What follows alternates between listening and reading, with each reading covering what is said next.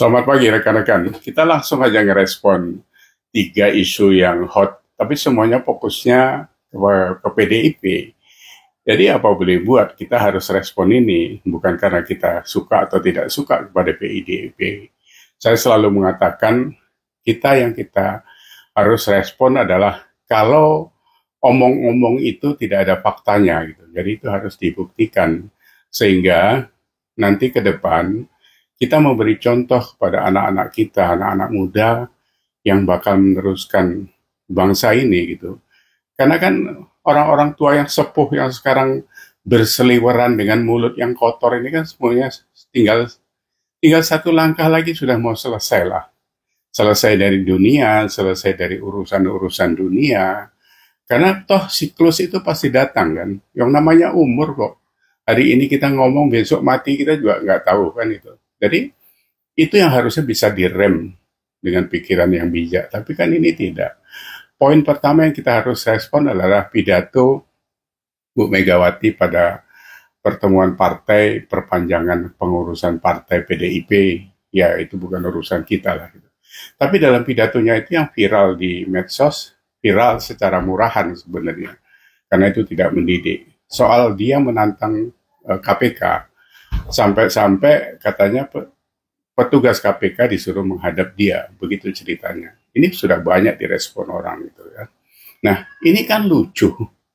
Kalau sampai lembaga pemerintah yang dibentuk oleh undang-undang itu dikecilkan karena itu dulu dia yang bentuk. Mana bisa lembaga pemerintah dibentuk oleh orang-orang per orang, walaupun itu presiden. Jadi nggak bisa dia jalan sendiri. Kalau gitu tiap hari presiden mau bentuk sesuka hati apa-apa yang dia mau. Ini negara, Bu. Bukan perusahaan, bukan partai. Ini negara. Masa kita nggak tahu tentang itu? Masa sekelas ibu nggak tahu tentang itu? Ya, KPK itu dibentuk sejak zaman Pak Habibie. Ya memang mungkin eksekusinya di zaman Bu Megawati. Karena kebetulan Gus Dur juga kan tidak sempat mengeksekusi itu karena usia pemerintahannya cuma 2 tahun dan dilengserkan. Ini ingat ya, dilengserkan ya. Jadi siapa yang berperan di sana ya rasa-rasa sendirilah gitu ya. Nah, itu yang harus kita klarifikasi gitu ya. Jangan terus merasa kalau dibentuk oleh zamannya terus dia punya hak terhadap lembaga itu gitu. Terus harus tunduk juga sama dia gitu. Kan nggak bisa kayak gitu. KPK ini menjalankan tugasnya ya. Soal kesempurnaan, ketidakberesan itu satu hal. Karena di sana ada personal-personal juga yang punya kepentingan atau berpikir kurang jernih, yaitu urusan internal KPK. Nah, jadi kalau kita simak ini sebenarnya betul kata Gus Dur bahwa Bu Megawati ini nggak taat hukum, jadi mau semau-maunya sendiri aja. Hukum ini harus dijalankan di negara ini. Ya walaupun sekarang yang kena itu orang-orang PDIP, apa boleh buat gitu. Jadi hasto efek ini jangan dipecah kemana-mana gitu ya. Jangan dipecah kemana-mana terus negara yang dirugikan. Nah yang kedua tentang statement Pak Mahfud. Ini ramai, tadi pagi juga saya masih baca bahwa Pak Mahfud merasa lebih baik dari Prabowo dan Gibran, tapi rakyat memilih dia. Gitu. Nah ini rusaknya ini gini nih Pak Mahfud ya. Jadi Bapak itu yang kami hormati seorang profesor itu. Masa urusan kenegaraan, urusan kontestasi, urusan pilpres pakai merasa, ya semua orang punya pikiran seperti itu mungkin ya.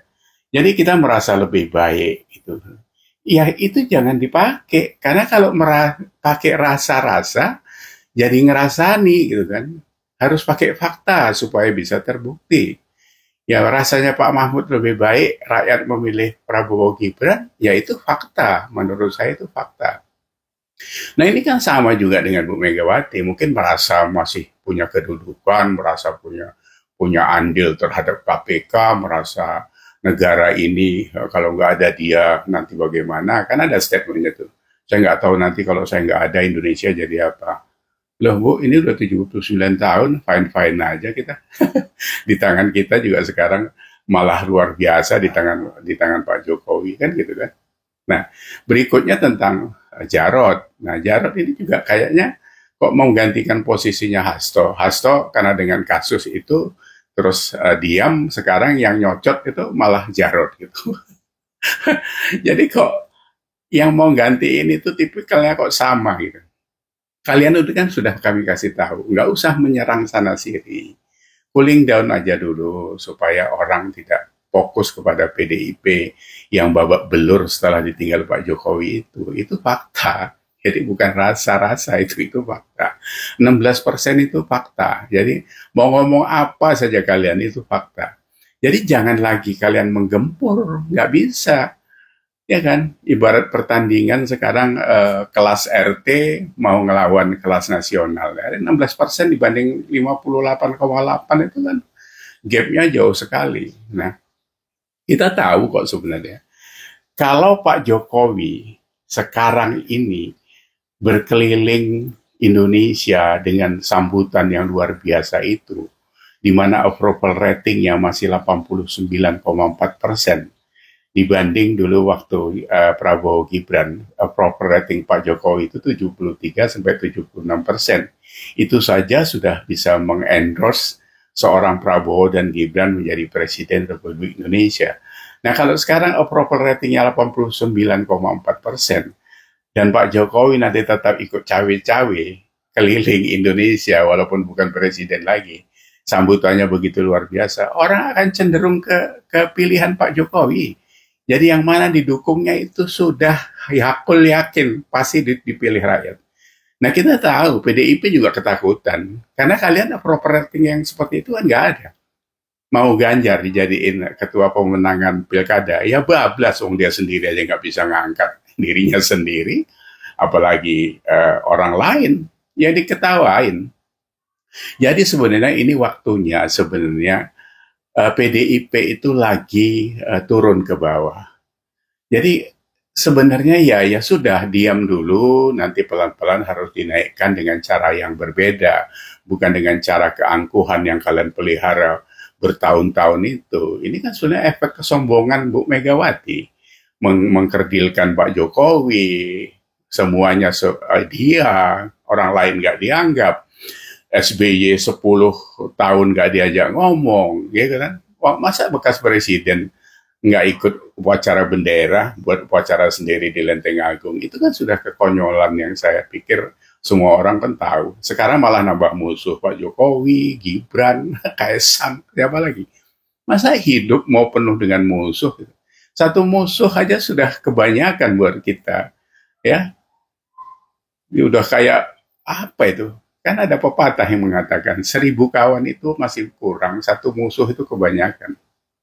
Masa mau gawatnya mau nambah musuh lagi? Jadi nanti terseret PDIP-nya dimusuhin orang. Sekarang kan sudah banyak itu tagline berlawanan dengan yang satu ngomong semua yang bau Jokowi jangan dipilih. Ya yang kita yang ngelawan ya semua yang tidak berbau Jokowi atau khususnya yang bau PDIP kita habisi.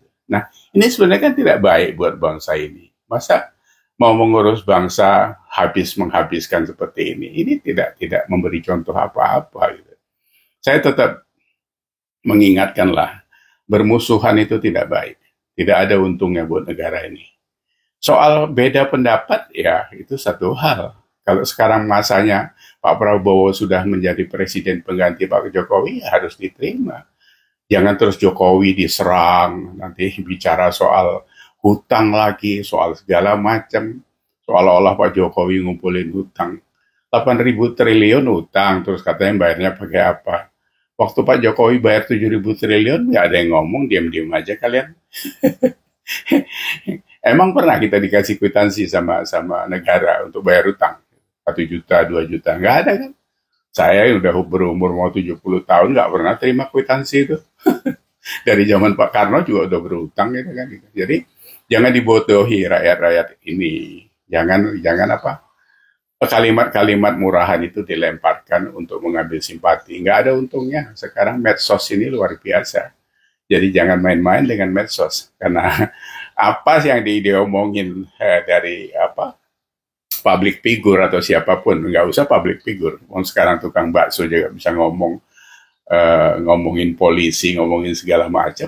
Jadi eranya sudah berbeda lah. Jadi saya sadar tentang itu. Jadi tidak ada old fashion dulu mau dibawa kemari. Ini sudah zaman Gen Z kok sekarang.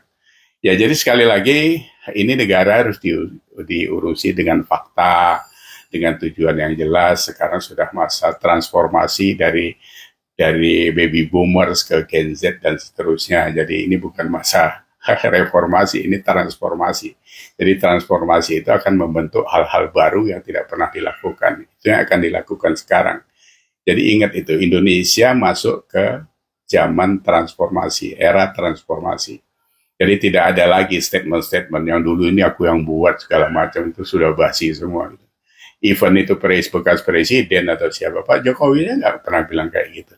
Kalau semua presiden nanti bekas presiden ngomong kayak gitu, ya semuanya kan ada legasinya, ya kan. Ini aku dulu buat ini, Pak Jokowi paling banyak buat sekarang gitu. Apa dia akan bilang aku yang paling banyak nanti buat jalan tol paling panjang, buat pelabuhan, ngambil freeport, kan nggak perlu. Pak Jokowi nggak pernah ngomongin itu. Ya, jadi sekali lagi tolonglah jangan diurus negara ini dengan rasa-rasa, harus dengan fakta supaya anak-anak muda kita bisa belajar tentang kebaikan, bukan tentang keburukan. Hilangkan saja rasa permusuhan itu karena tidak ada yang diuntungkan. Demikian obrolan kita hari ini. Jadi kita harus respon hal-hal yang kadang menjerumuskan pikiran anak-anak kita.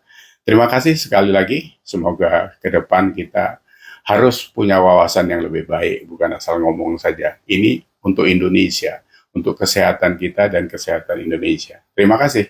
See you.